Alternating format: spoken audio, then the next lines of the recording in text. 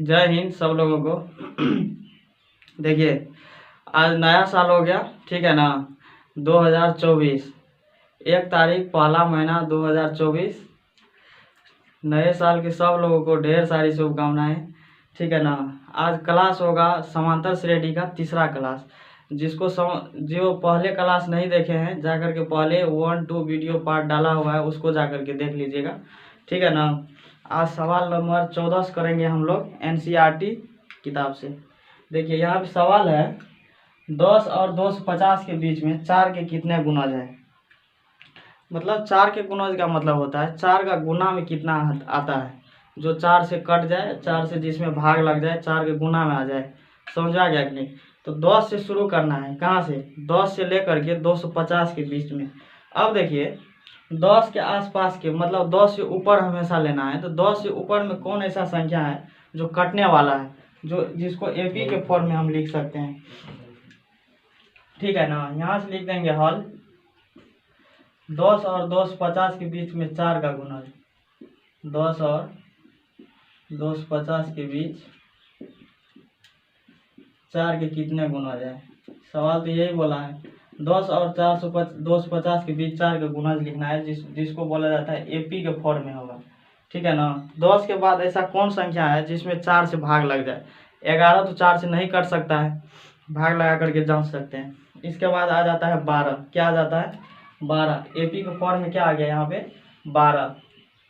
4 से 12 में भाग देंगे तो आसानी से कट जा सकता है। अब पहला संख्या जब मालूम चल जाता है ना, पहला संख्या यदि मालूम चल जाता है तो उसके बाद 4 जोड़ते जाइए, वो भाग लग जाएगा, वो कट जाएगा। जैसे कोई भी संख्या बोलता है कि ये कौन चीज़ से कटता है, कौन मतलब 5 से ही क्यों न रहेगा। 5 से यदि कटने वाला संख्या होगा, 5 से कटने वाला यदि पहला संख्या पता चल जाए तो उसमें 5 जोड़ते जाएंगे तो वो क्या होगा, कटने वाला संख्या आ जाएगा। समझ में आ गया कि नहीं। यहाँ देखिए 12 यदि कट रहा है, उसके बाद 4 जोड़िएगा ना तो कटने वाला संख्या आ जाता है। 12 में 4 जोड़ेंगे तो कितना होगा? 16। 16 देखिए 4 से विभाज्य हो रहा है। 16 के बाद आ जाएगा 16 में 4 जोड़िएगा तो 20। तीनों संख्या पे काम हो जाएगा। 16 में 4 जोड़ेंगे तो कितना हो जाएगा? 20। 20 जो है 20 4 से भाग लग जाएगा। इसके बाद देखिए अंतिम संख्या पता कर लेना है कि लास्ट में कितना तक है। तो 2 से 50 तक है। अब बड़ी संख्या में देखिए पता नहीं चल पाता है कि सही में कौन 4 विभाज्य होने वाला है। तो हम क्या करते हैं, जिस संख्या का गुणज में आता है, जैसे हम पता करना है हमको 250 तक में कौन कौन संख्या कटने वाला है, मतलब अंतिम संख्या यदि पता करना होगा तो उसमें 4 से भाग दे देंगे। यहाँ देखिए ये 250 है, इसमें यदि हम 4 से भाग दे देंगे तो पता चल जाएगा कि कौन कटने वाला है। तो यहाँ देखिए 6 का 24 लग गया, 1 होगा, ये 0 हो गया। 4 दूना 8। 10 में से 8 गया, 2 बचेगा। 250 में से 2 घटा देंगे, 248। तो ये क्या होगा, 4 से विभाज्य हो जाएगा, ठीक है। जिस संख्या का लास्ट संख्या पता करना होगा कि कितना से विभाज्य हो रहा है, उसमें जिस संख्या से भाग देने के लिए बोल रहा है उस संख्या से भाग दे करके जो शेष बचता है उसमें से घटा देंगे तो ऑटोमेटिक आपको पता चल जाएगा कि यह संख्या लास्ट का है, जिसको जो लास्ट में जो है ना कटने वाला है। इसका देखिए पहला पद क्या आ जाता है? 12। पहला पद यहाँ पे आ गया 12। यहाँ से D का मान निकाल लेंगे तो 16 में से 12 घटाएंगे तो कितना बचेगा? 4, ठीक है। 16 में से 12 घटेगा तो 4 बचेगा। यहाँ पे लास्ट पद है, यहाँ पे AN का मान दे दिया है 248। AN का मान क्या दे दिया? 248। तो सवाल यही बोल रहा है कि इस बीच में कितने गुणज हैं, मतलब इस बीच में 12 से लेकर के 248 के बीच में कितने पद हैं, मतलब कितने संख्या लिखा गया है इस बीच में 4 से विभाज्य होने वाला। तो इसका मतलब है कि हमको n का मान पता चल जाएगा तो यह चीज़ समझ में आ जाएगा कि कौन है कटने वाला, ठीक है। मतलब 4 से कटने वाला ऐसा कितना संख्या है तो पद पता चल जाएगा यहाँ से। तो n का मान निकाल लेंगे तो सूत्र लगता है AN बराबर होता है A + n - 1D। AN का सूत्र होता है, इसका यहाँ पे सूत्र लगा दिए। बराबर कितना दे दिया है? 248। तो A का मान कितना दिया है यहाँ पे? 12 प्लस n का मान कुछ नहीं दिया है तो n का na रख देंगे। D का मान कितना यहाँ पे निकला है? तो 4। ये बराबर 248 हो गया। ये अब देखिए ये अब आ गया है समीकरण पे। इस समीकरण के द्वारा हल किया जा सकता है, n का मान यहाँ से निकल जाएगा। ये ऑटोमेटिक समीकरण पर आ गया, गुना करके जो जैसा करना होगा समीकरण के द्वारा हल किया जा सकता है, जिसका बहुत सारे चैप्टर इस गणित में दिया गया है समीकरण के आधारित प्रश्न। समझ में आ गया कि नहीं? तो यहाँ से देखिए ये 12 हो गया प्लस 4 से n में गुना करेंगे तो 4n होगा, माइनस 1 से 4 में गुना होगा तो 4 होगा, बराबर 248। ये 4n हो गया, यहाँ पे बराबर को उस साइड ले जाएंगे तो ये 248 है। 12 में से 4 घटाएंगे तो 8 बचेगा प्लस में, 12 में से 4 जाएगा 8 बचेगा प्लस में, इस साइड से उस साइड जाएगा तो माइनस में 8 आ जाएगा। कौन चीज़ में आ जाएगा? माइनस में 8। ये 4n हो गया, 248 में से 8 घटाएंगे तो 240 होगा। यहाँ से n का मान निकालेंगे, 240/4, ठीक है। 240 से 4 कटेगा तो 60 बार कट जाएगा, इसीलिए n का मान कितना आ गया? 60।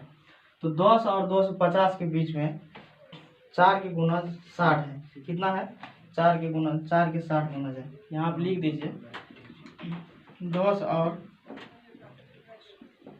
250 के बीच 4 के कितने गुणज हो गया? 60 होगा, 4 के 60 गुणज है, ठीक है। इसी तरह का इससे पहले भी एक सवाल नंबर 13 है जो सेम कंडीशन इसी तरह का है, ठीक है ना, इसी तरह का है सेम। और ये सवाल 13 और 14 लगभग मिला जुला हुआ सवाल है। समझ आ गया कि नहीं? सवाल नंबर 15 को 15 सवाल नंबर बोल रहा है n के किस मान के लिए दोनों समांतर श्रेणी 63, 65, 67 और 3, 10, 17 के nवें पद बराबर होंगे। इनमें 2 समांतर श्रेणी दे दिया है। अब बोल रहा है दोनों पद मतलब कितने पद के बाद दोनों समांतर श्रेणी बराबर हो जाएंगे, तो दोनों को इक्वल करना पड़ेगा। इक्वल का मतलब होता है बराबर करना पड़ेगा। 2 को समांतर श्रेणी दे दिया है, एक ये और 3, 10, 17 के फॉर्म में, ठीक है। 2 समांतर श्रेणी दे दिया, इसमें बोल रहा है कि nवें पद कहाँ बराबर हो जाएगा, मतलब n का कौन ऐसा मान रखेंगे जो यहाँ पे भी रखने पर वही मान आएगा, इस पद में, इस एपी में भी रखने पर यही मान होगा। तो दोनों पद के लिए क्या होना चाहिए? बराबर मान होना चाहिए। समझ में आ गया? तो यहाँ पे n का मान निकालना पड़ेगा। देख लीजिए एक फॉर्म में दे दिया है 63, 65, 67, ये चीज है, ठीक है। अगला में दे दिया है 3, 10, 17, 3 दे दिया है, 10 दे दिया है, 17 दे दिया है, ठीक है। इसी तरह से दे दिया है, इसमें निकालना पड़ेगा n का मान। समझ में आ गया कि नहीं?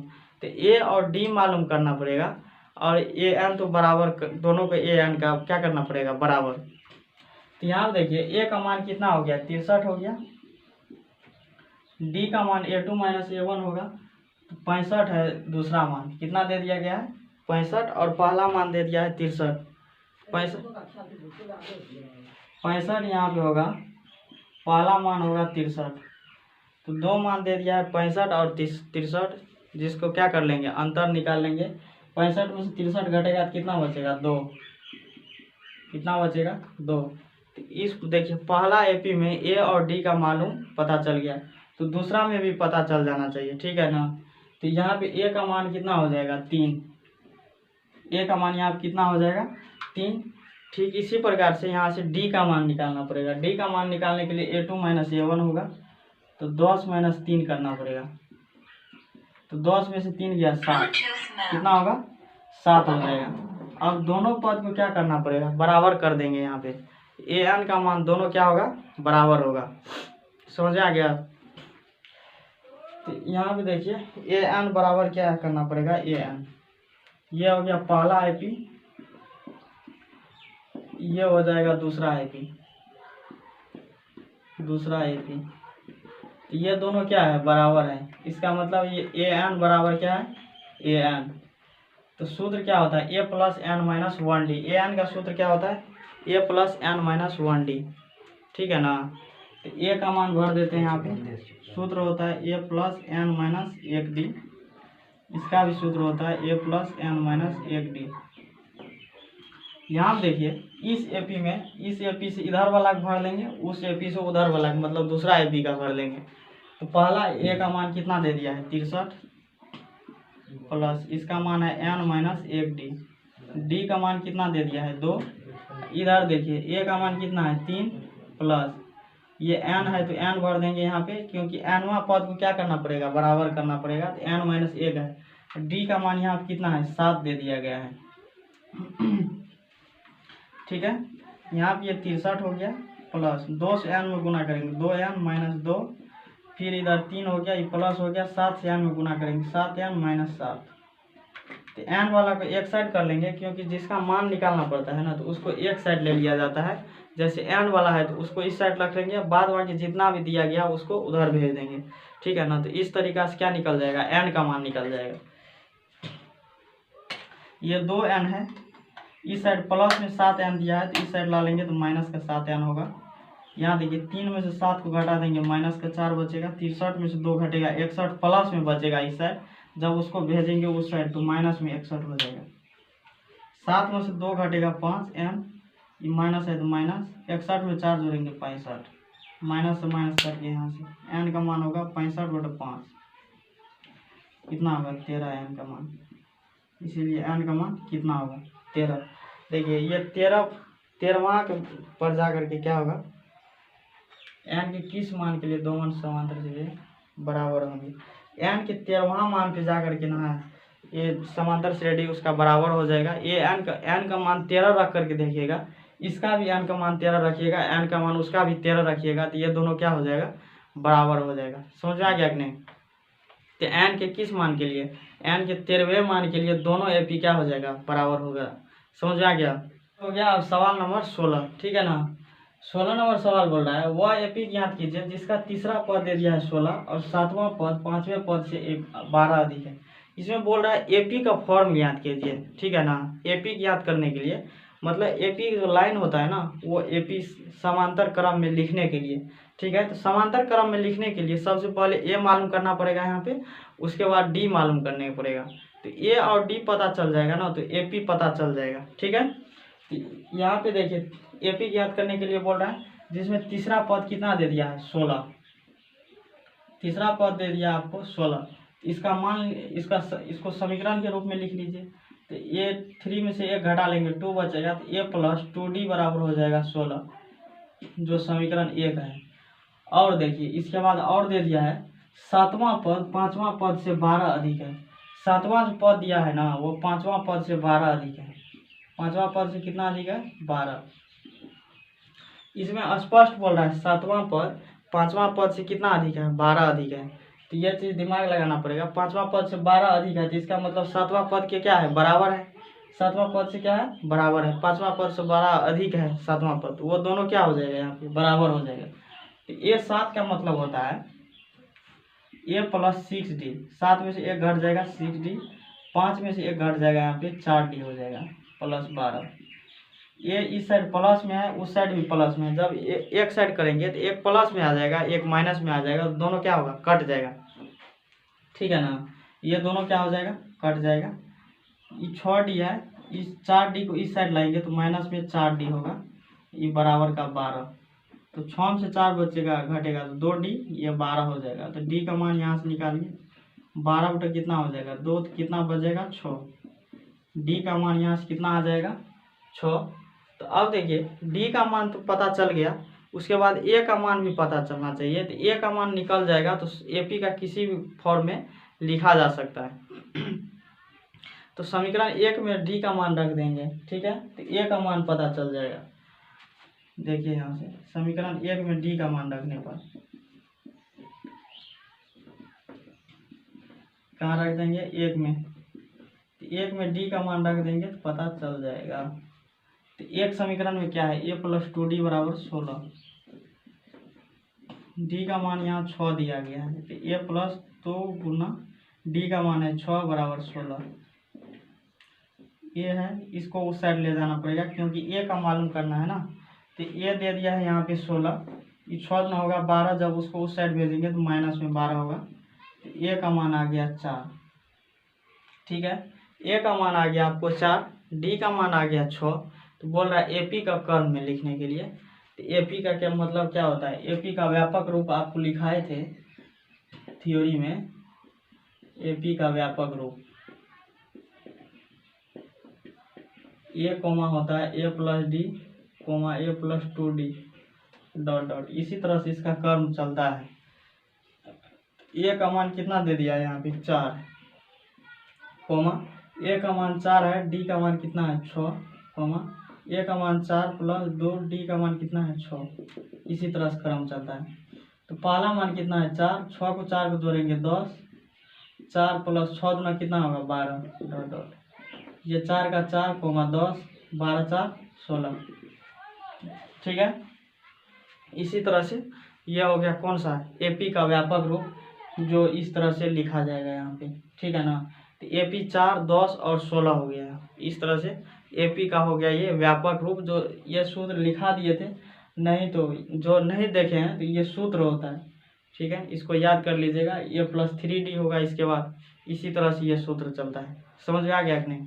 सवाल नंबर कितना हो गया यहाँ पे 17 हो गया। ठीक है ना, 17 नंबर सवाल में बोल रहा है कि 3, 8, 13 लास्ट में कितना है 253 में अंतिम पद से 20वां पद ज्ञात करने के लिए। कौन सा पद? अंतिम पद से बोल रहा है 20वां पद, मतलब उल्टा ये चलेगा। किधर से? अंतिम पद से शुरुआत करना है एपी को। ठीक है, इसका क्रम क्या हो गया यहाँ पे? उल्टा हो गया। ये सवाल का कुछ अलग ही क्वालिटी है। इसमें पहले तो सीधा करके लिखा जा सकता था, सीधा लिखा जाता था, लेकिन इसको बोल रहा है किधर से लिखने के लिए? अंतिम से। किधर से? अंतिम से इधर। तो उल्टा यहाँ पे लिखना पड़ेगा, सीधा नहीं। तो सवाल यहाँ पे क्या हो गया? उलट गया। ठीक है, तो जैसे पहले इधर ए मानते थे, डी इधर से इधर घटाते थे, मतलब आगे से पीछे। इसका सवाल का क्रम क्या हो गया? उल्टा हो गया। क्या हो गया? उल्टा। तो जिस तरह से शुरुआत में क्या हो जाएगा? एपी का फॉर्म देखिए यहाँ पे क्या हो जाएगा 253 डॉट डॉट 13,8,3। ठीक है, तो इसका क्रम क्या हो गया? उल्टा हो गया। ठीक है, तो अंतिम पद यहाँ पे देखिए, जो अंतिम पद था यहाँ का शुरुआत का पद बन गया। इसका मतलब ये क्या बन गया? ए का मान 253 बन गया। ठीक है ना, तो इसका क्रम बन गया है पूरा का पूरा उल्टा। तो ये यहाँ पे आपको देखने में भी एपी लगेगा क्या? उल्टा। लास्ट पद यहाँ पे 3 बन गया है।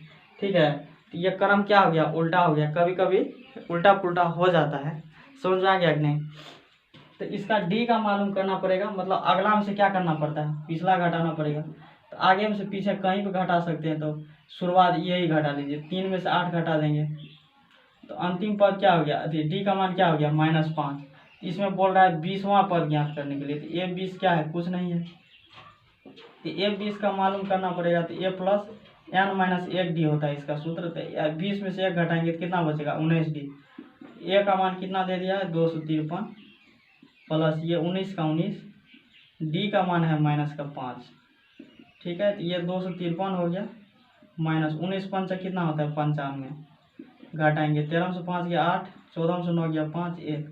इसका 20वां पद क्या होगा? 20 होगा, अधिक 158 होगा। 20वां पद यहाँ पे क्या हो जाएगा? 158।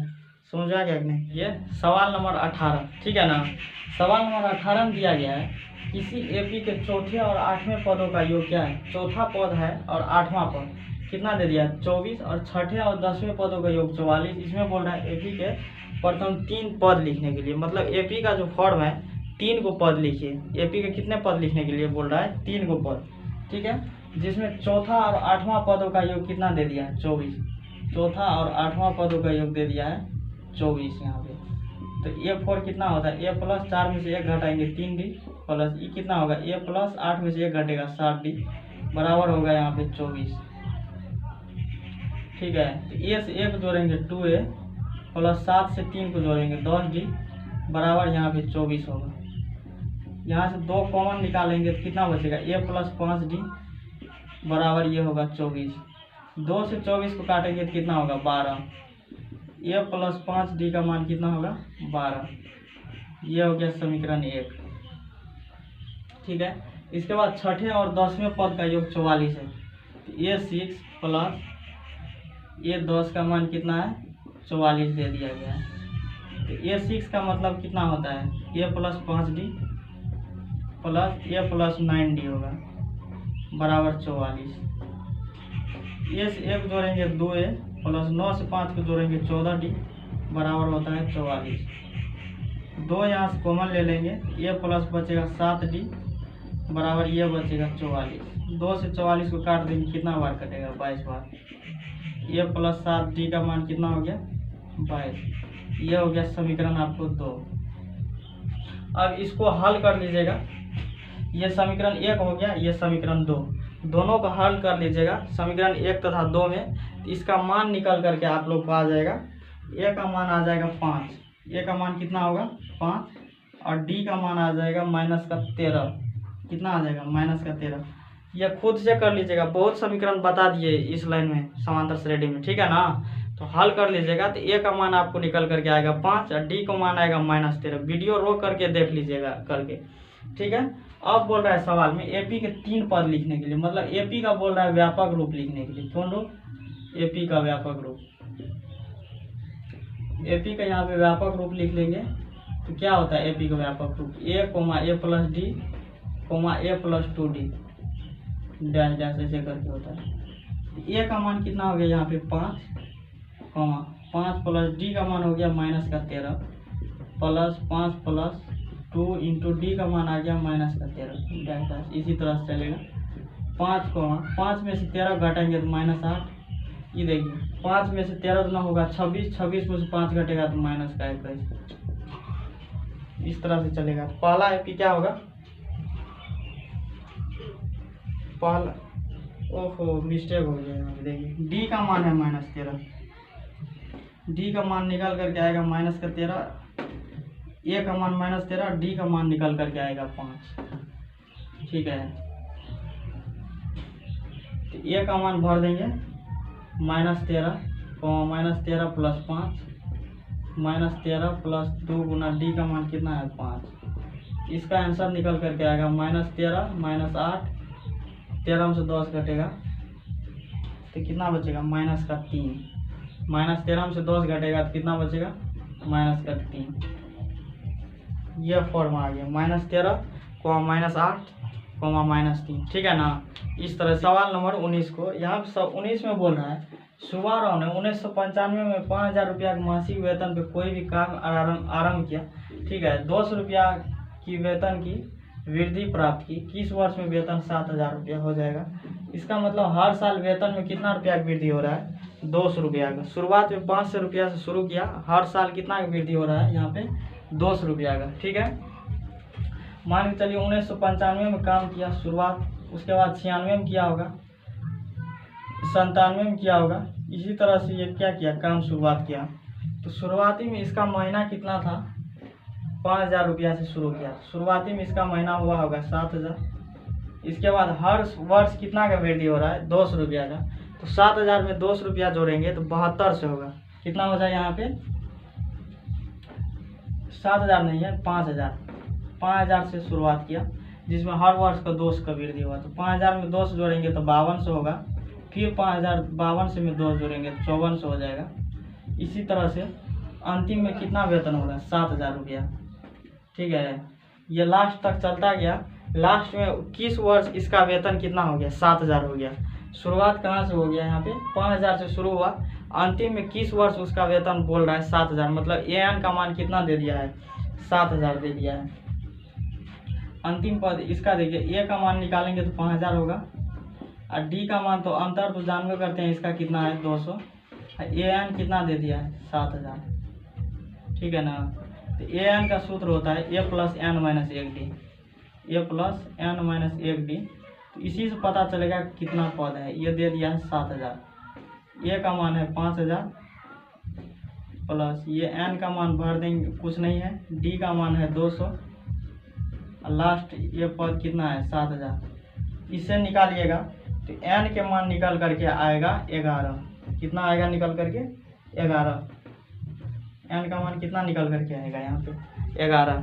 इस समीकरण को हल कर लीजिएगा, आपको एन का मान निकल करके आ जाएगा यहाँ पे 11। समझ आ गया कि नहीं। ये 20 नंबर का सवाल नहीं लिखेंगे, समझ आ गया कि नहीं, बता देते हैं सिर्फ पढ़ करके। यहाँ पे गणित में देखिए 20 नंबर में सवाल दिया गया है, इसमें बोल रहा है रामकली ने किसी वर्ष के प्रथम सप्ताह में 5 रुपया की बचत की। हर सप्ताह क्या किया उसने 1.75 रुपया की बचत को बढ़ाती गई।